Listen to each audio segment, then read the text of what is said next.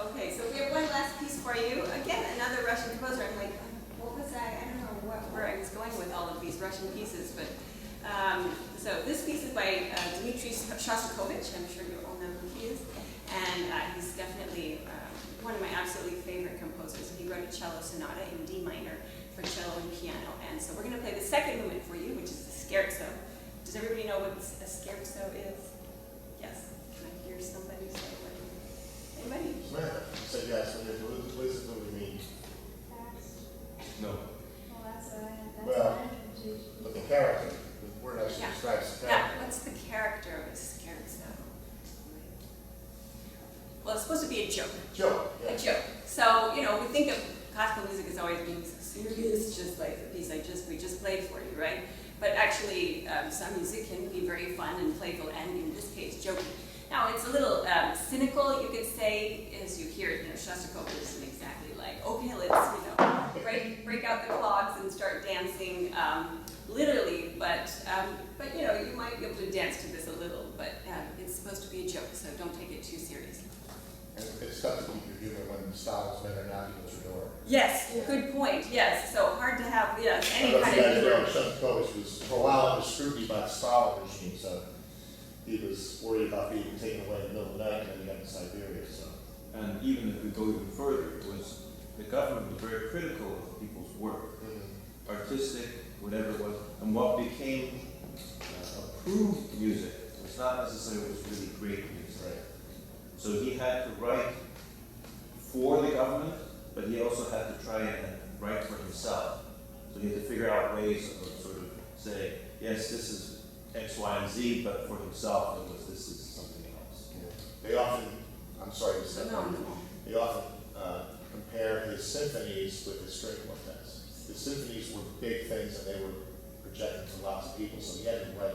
His symphonies were very accessible, very written for the people, whereas the string quartets reveal all this inner turmoil and melancholy that he experienced. String quartets are really more biographical than Shostakovich, whereas the symphonies are more give the crowd what they want, you know, to an extent. Right, yeah. Charlie? Yes. Oh, I need to come in. Sure. You're scared.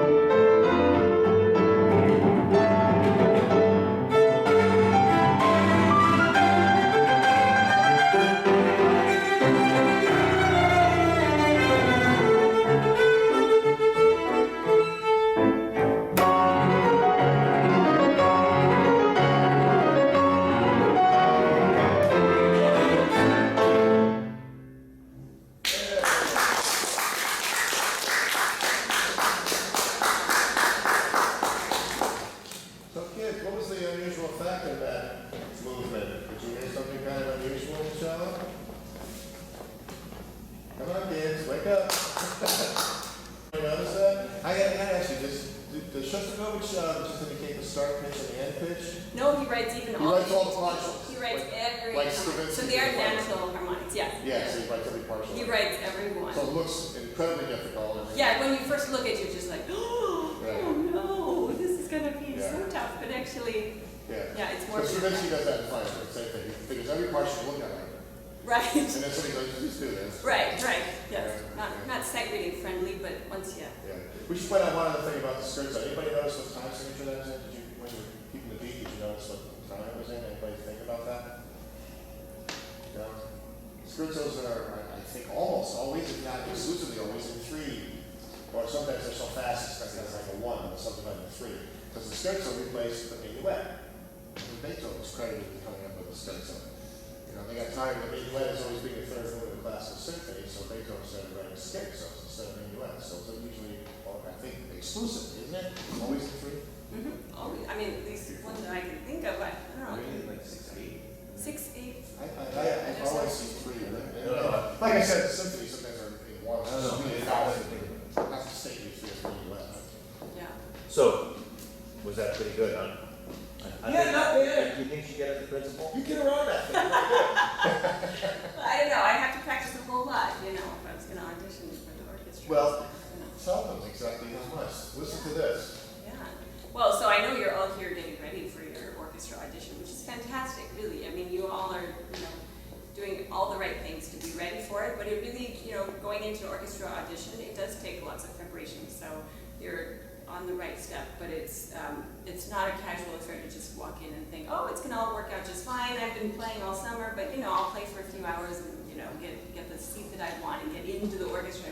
It just doesn't happen that way, and so it's so great that you already know that and are here getting ready. But to get into a real orchestra that is, I don't mean it's not a real orchestra. It's a real orchestra. It's a real orchestra. I'm adult. It's a wrong word, but to get into a professional orchestra, really, actually, it takes years of mastering those different orchestral excerpts. And so, I don't think it was always this way. When I went to school, it was not. But now, very often, you will start learning those orchestral excerpts, of course, in high school and junior high school and so on.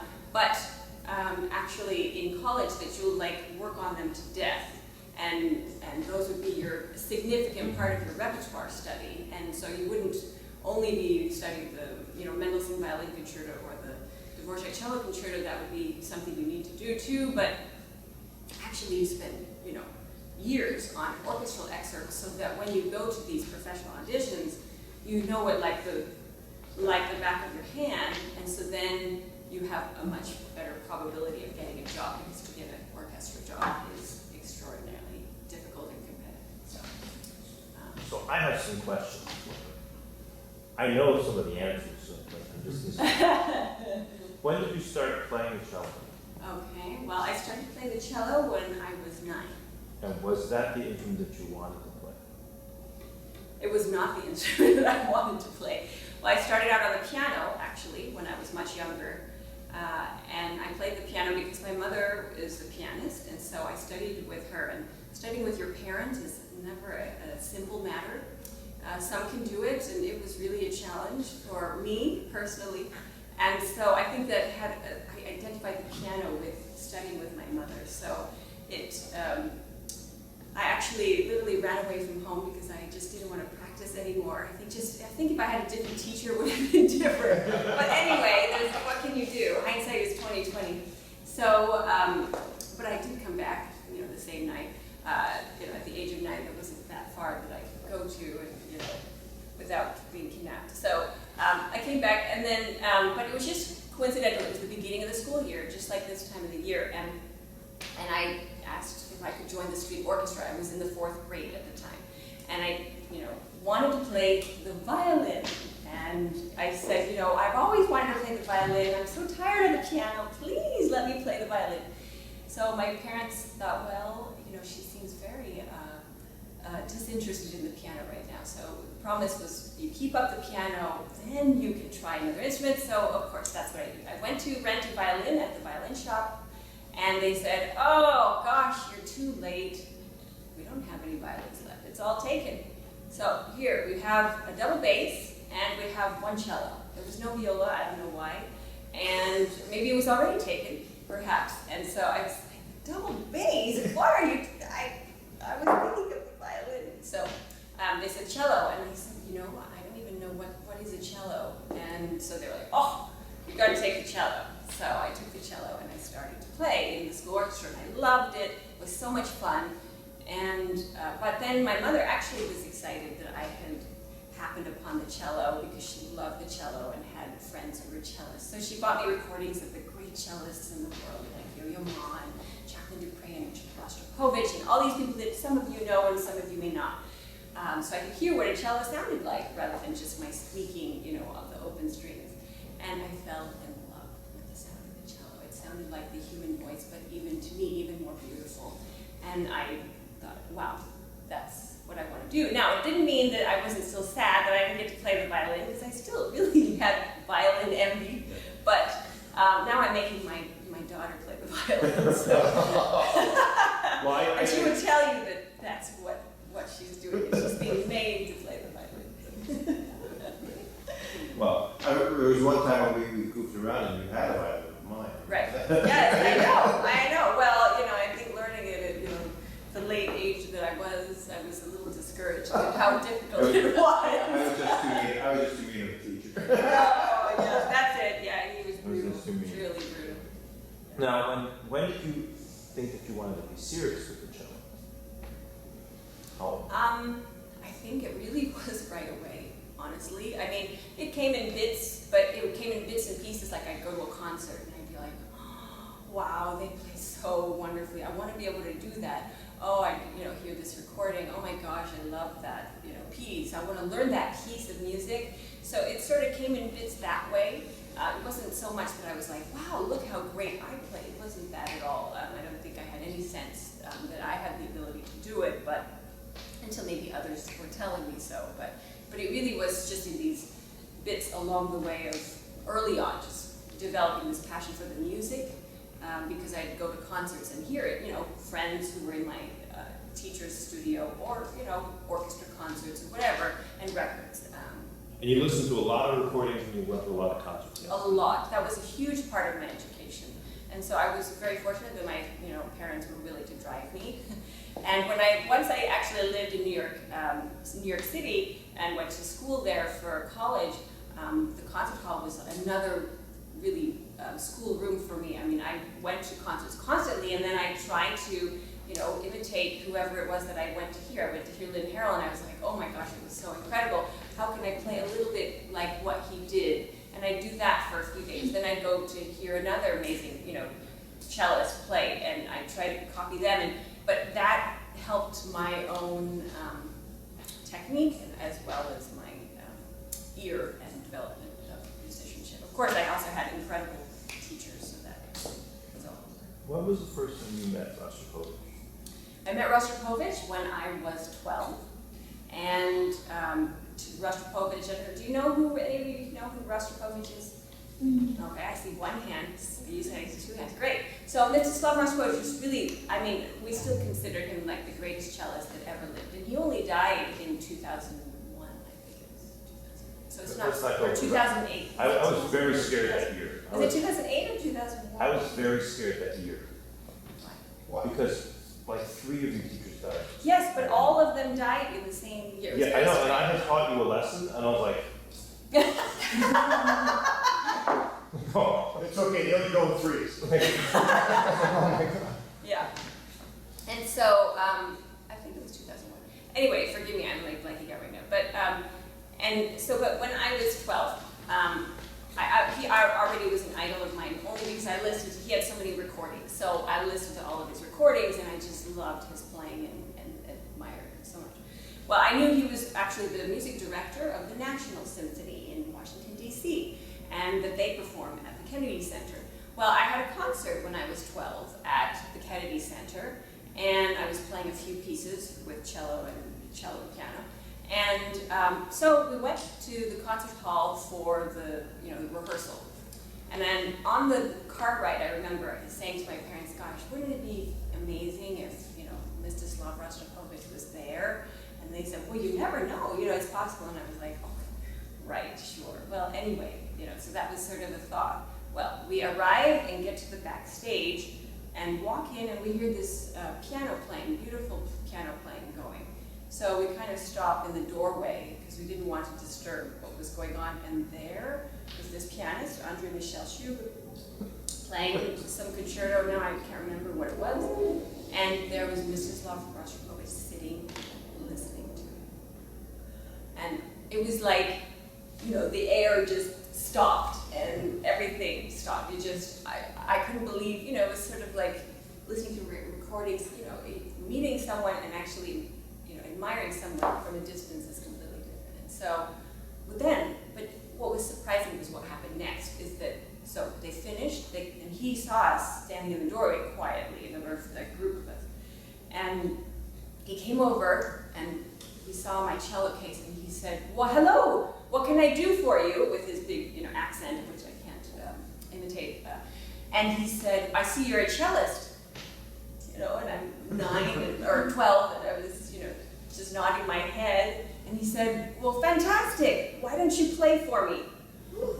And I was like, "Okay," and my mother, of course, was like, "Oh, great, fantastic." She's a very confident woman. And I can attest to that. You can attest to that. And so he took my cello, he literally took it, and he opened up my cello case, and he took the cello out for me, and I think he could see I was like paralyzed with fear or whatever. And so he handed it to me, and so sure enough, I played for him. And it was about 30 minutes that he spent with us, just sitting there. And meanwhile, like, his secretary was saying, Maestro, you need to go to your next appointment. And he said, yeah, I will get to it, I will, but he was so kind and generous, and it was just... Did he offer any suggestions, or did you just... Oh, well, yes, of course he did. Some of them are gone, because I can't remember, but some of them I do recall. Like one of them he talked about, like Bohan, he just said, you're holding, I was kind of holding it in a little more fussy manner, a little bit maybe perhaps like this, which is just when you learn to play, we kind of try to play in a more simplistic way, if you will. He says, no, you just put your hand on and you just like, you're dropping your hand and then you just hold it like a grip. And I remember trying to really think about that for months, like really what he meant by that. Did he demonstrate anything on your cello? Oh, certainly, yeah, he did, and it was amazing. It's just phenomenal. And but then actually he said, well, I think you should go and study with a particular teacher named Harvey Shapiro. My daughter, she's a cellist, and she studies with him, and he's the greatest teacher. And my mother actually knew friends who studied with him. So sure enough, I was living in Los Angeles with my family at the time. But then my parents said, well, I think we need to pick up and go back to New York, because I was born in New York City when my mother was in school there. And so we ended up going back, and I went to study with Harvey Shapiro. And then later, I got to play for Rostropovich a number of times, and it was really a very special memory. So thanks for asking about that. We're going to see some on Friday. Yes, you're going to see. You'll see Rostropovich on Friday. Oh, a video? Video clips. Oh, well That's then compiled. if you haven't seen, you will see it. If you know, you know. That's what great cello playing. This is not great cello playing. That's really great cello. It's really great job. One thing I want to point out to you guys, and I don't know if you noticed, been hearing both Andy yesterday and Allison today. I hope you were aware of the variety of tone color they both were able to get out of their instruments. If you notice, I mean, not only dynamic. What about me? But What about me yesterday? and so, you hear not just dynamic contrast, but color. I mean, actually, by the bow placement, about the touch on the keyboard, both players have an incredible amount of variety and color in their playing. And that's very sophisticated music. I hope you were aware of that. Because that's something to strive for. That's something that you do. Do you have any, I mean, obviously, besides cello players, do you listen to vocalists or any other Oh, yes. a lot of other stuff, right? Absolutely, yes.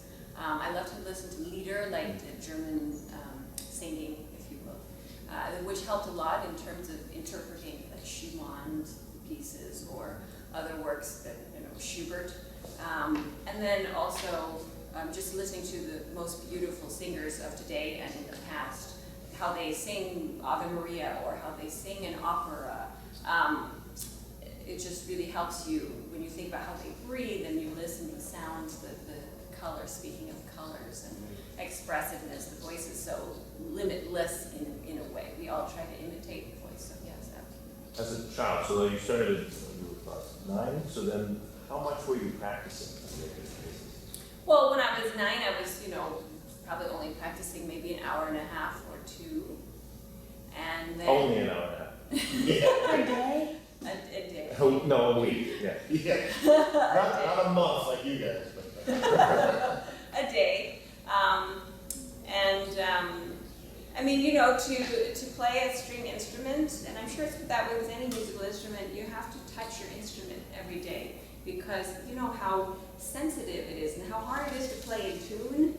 I mean, if we don't touch our instrument every day, if we're touching it every week, once a week, it's going to be pretty hard to play in tune, just as a first thing, let alone try to have rhythm in your fingers and the strength and the agility. So practicing every day is, even if it's, some days it's shorter and other days you get to do a little more, but trying to get to the instrument every day and reacquaint yourself with it is absolutely crucial, especially when you're young, because then you actually learn so much more when you're young. So the benefits are even greater at your age than they are at mine. And really, you only have to practice on the days that end in Y. Okay? Then you came to New York, and then you moved to New Canaan. Oh yeah, I know. So do you guys know where New Canaan, Connecticut is? Yeah. So we moved to New Canaan, Connecticut, and I went to school there and grew up there basically during the time that I was going to the pre-college at Juilliard. And I love Connecticut. It's the best place to And at live. that time, though, you were playing more than 90 minutes a day. Then it went from 90 minutes from when I was young. I would say it moved up to like 6 hours a day, and then even sometimes more, like 8 hours. It just depended on what was going on. But I think because my teachers were so demanding, and so like the expectation of artistry from lesson to lesson was so high that it was so stressful that I just had to practice to try to be, somewhat ready for my lesson every week, or I'd have a lesson sometimes twice a week.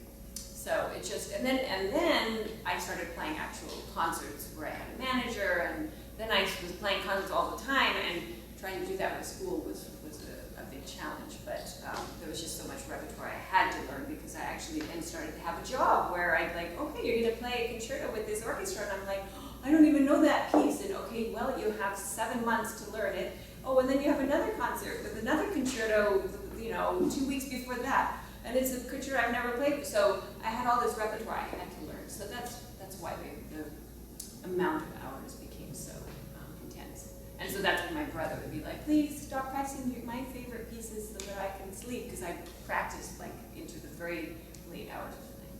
Do you adhere to a practice regimen for faculties, scales to warm up, or perhaps you could elaborate on that with kids in terms of, because you all should have sort of a practice regimen, Yeah, well, just like, I was saying, getting to know your instrument, even if, whether it's a short or a long practice, you should sort of have different versions, but playing your scales is like brushing your teeth, and playing your arpeggios, even if it's one, or if it's several, but it's like brushing your teeth. If you miss brushing your teeth, everything sounds kind of icky. So, and everything tastes icky. So, you got to do your scales and your arpeggios. It's just a great way to be like, oh, hello again. I don't remember how to put my fingers down, but let's see if I can relearn here in the next 20 minutes. So always had like a good 20 minutes of scales, arpeggios, and then I'd go on to doing some etudes, whatever etude I was assigned to do at the time, and then I'd go right into the pieces. So it might take me like 50 minutes before I even got to my pieces It's just, it depends, you know, depends on how well you want to play your etude, or how well you want to play your scales. But you can spend a lot of time on them if you really want to play them well. So, As I was saying during yesterday, I said, you know, I was very fortunate that as a child I was forced to do all of those exercises and scales on a regular basis, and that's the only reason I can still play the violin now. I honestly say that because I don't work as hard as most people do on keeping up my playing ability, but because I had a very solid foundation, it's great to be able to fall back on that. And you find that people who don't have that foundation, later on, certain things start to creep into their playing. They lose the ability to sort of make certain that they're playing tunes. Weird things start to happen because they didn't have that basic solid foundation. It can become very scary. Even very, very good players who realize they've messed something up along the way and they have to almost start over again. Frightening.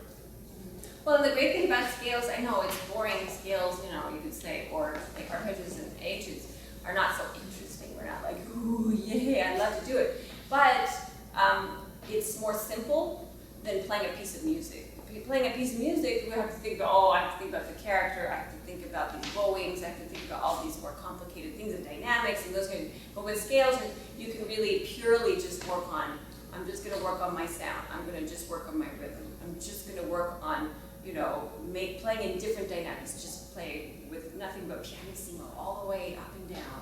And so it's kind of a musical almost. Now I'm going to do it sort of forte. Now I'm going to do fortissimo all the way without trying to do it without crackling my bow.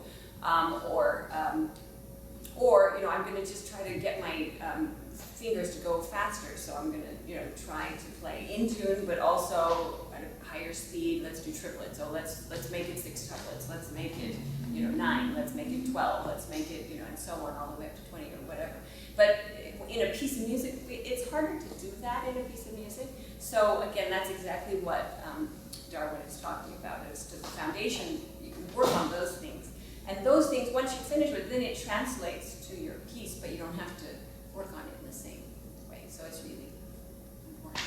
Yeah, I was going to ask you, particularly at this point, is there ever a piece of repertoire that actually poses you a technical difficulty, or is it just a question of having all that and just dealing with maybe different notes? Of course, no, of course, sure. Anytime you come across a piece that you haven't played, there's always this fear factor of, am I going to be able to do this, you know, piece by Paganini or this piece by David Popper that's, you know, really tough.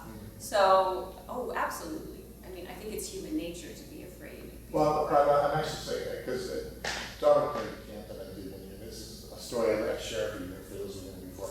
We played a really showy piece like with Paganini, and one kid raised his hand and was during the question period. He said, "How long did it take you to learn to play that piece?"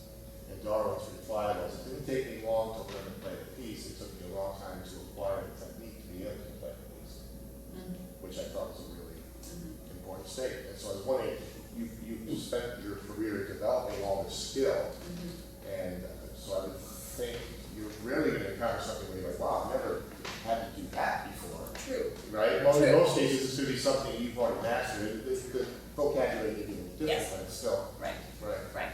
With the exception being some contemporary pieces Right. where you really are doing completely Something crazy weird, things yeah. that you're like, okay. Yeah. But yeah, I guess for the most part you're right. It's something you've done, but just in a new way. So that's why you do your etudes. Those prepare you to play the repertoire. So really, you don't really done anything by anything. Right? I have a question for you. So how many of you started on the instrument you're playing? Like when you started to play music, you're playing that same instrument? And so I assume now, how many of you started on a different instrument than you're playing? Oh, interesting. So how did you come across changing instruments? Oh, well, I started on piano at 8 years. I switched. I see. And what instrument are you playing? Violin. And so what do you like about the violin that you didn't get with the piano? Well, I heard my friend's sister playing when I was like in 2nd grade, and I was like, I want to play that instrument. Yeah. Yeah, well, I think it's so cool that, did you learn it at school? I mean, the violin at school? Yeah. So, how many have played the piano, and even if that's not your first instrument? For you, that's great. Good. I think that really helps. It gives a really good foundation, even if whether you're still playing or you're not playing. But if you have played, it really is a great thing to be able to do. Makes reading a lot easier. When I played the piano and then switched to the cello, I was like, wow, this is going to be so easy in comparison. I only have one line to read now instead of, 50 notes all at the same time. So I was really, really excited. Then you found it. Then I was like, but what is this hand doing? I don't get it. So. Now, did you get nervous when you performed, or? Oh yes, always. Always, yes. Without exception. Yeah, I get extremely nervous. Yeah, like, I wouldn't literally throw up or anything. Some people will have that kind of thing, but just completely nervous and I couldn't really focus until I was sitting down. Really, could I? Yeah. How did you deal with it when it started to stop? It never stopped.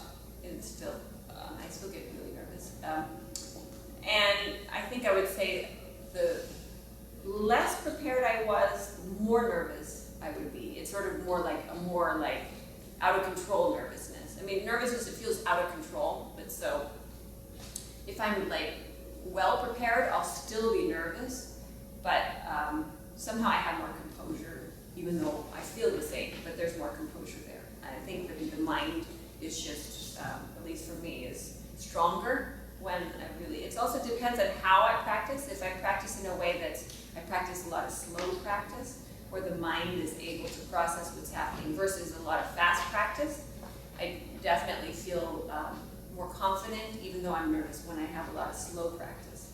Because then somehow when I go into fast gear, everything is much more clear, even with memory or whatnot. That's why I asked every once in a while, can you play that section slowly?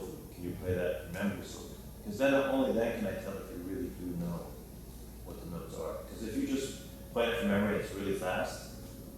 The odds are you don't really know what the notes are, and then when that's where the weakness is going to be. When something doesn't quite happen the same way. When the pianist plays just like a different speed, you're thrown off a little bit. Right. You just lose it. Mm-hmm.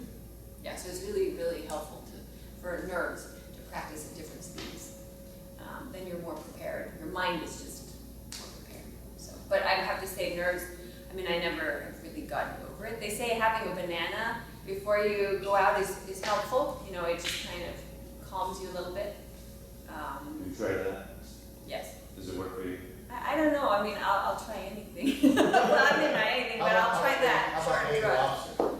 Yeah, lobster. I told him the story about You you. told the story about your eating lobster. Yeah, I don't know how much it helped, but I think maybe if I'd eaten the lobster a little earlier, it would have been okay. I ate 2 lobsters right before I played the concerto, and my first movement was very slow, let's just say. I was too full. But By the time the third movement came around, I was doing better. But I think everybody has that experience where they don't understand what food does to your body when you perform. I explained to them, I went on a tour and I went to a steak place and they had this buffet and I was like, here, I'm going for it. And I got on stage and I was comatose. There was just no way to figure it out. Mm-hmm. Right, small meals before you play. And then bigger meals after you. And bigger meals after, yeah. Yes, much bigger. All right. So Any questions? It's been great to be with you. Thanks so much for sitting and listening, and good luck this week. I hope you reach your goals and ultimately get the seats that you're hoping for in your orchestra auditions coming up, and that going to school is not too much of a drudgery, but because you're so ready, you'll be like, okay, I have something to look forward to. So good luck with everything. You should practice 6 hours a day. That wouldn't hurt. No, you would take breaks in there, though. We're Of not course. Oh We're yeah. not talking 6 hours. No, because my brain wouldn't stop Right. functioning after about 2 hours. I was like, okay, whatever I'm doing is it's not sinking in, so I would take it. And by the time you were at high school, like the last couple of years, you weren't going full time, right? No, by the time I was in my junior year, I started going half days. I'd go all morning, and then I'd get out at 1, and then so I'd have a little bit more time So if you ever are on that path, you know, that's something that the public schools will actually help you with. At least in New Canaan. If you're reading, if you're just average, you know, I think you should stay before. they didn't offer me that when I was in school. Right, well, the Canaan High School was so nice, they really were. Yeah, you don't offer that. Yeah. But I was at New Canaan. I was the same. Oh, see, there you go. But I think, and Andy, who was here yesterday, he was also at McKinney. I think the same thing happened with him too. I think they let him have half days and stuff like that as well. I'm not quite certain. Also, I hope you appreciate, how long did you guys practice together? Under an hour? And how long did you have to look at the music, Alexis? I don't know, why did you give it to me? Well, I gave it to you a while ago, like a couple of days ago. A couple days ago, that's a while ago. Was there anything there that you had To me, that's like a while ago. What are you talking about? Wait, was there anything there that you had never played before? No. Oh, you played all the I've seen. Oh, okay, so you weren't absolutely separate, but. Rare. That was like when James said to me that they said that the Brooke second movement. I said, no, she's not second. Yeah. Because I would have really been impressed if I was for second. Yeah. No, that would be me. Well, she was fantastic, absolutely. I think we should give a round of Yeah.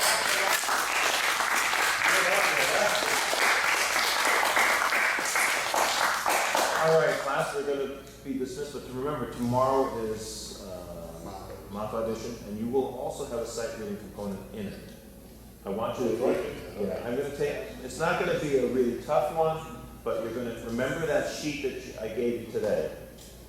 Try to remember all of that stuff. Don't worry about how it comes out. Just go and play. It'll be different excerpts, right? So. Right, and they're not going to be the same, like, they're not going to be orchestral excerpts, they're going to be just random things, and they're going to have patterns so you can see, okay? So tomorrow, and there'll be a number of you who will be playing the piano tomorrow as well, and I will pull people out at certain times, so I will be the runner, so we're going to yeah, you'll screw up. Yeah, I can yell at Mr. Brooks for not keeping time. Right? And the conductor doesn't keep time. Nobody told me there wasn't a runner. I didn't look at the other person. Conductors, what do you want? Yeah. All right, but no harm, no foul. Okay, so practice tonight. You had some good work today. I want all of you to go home and work on those things. 6 hours, this is Allison said. 2 hour breaks in between, and that'll be good. Okay?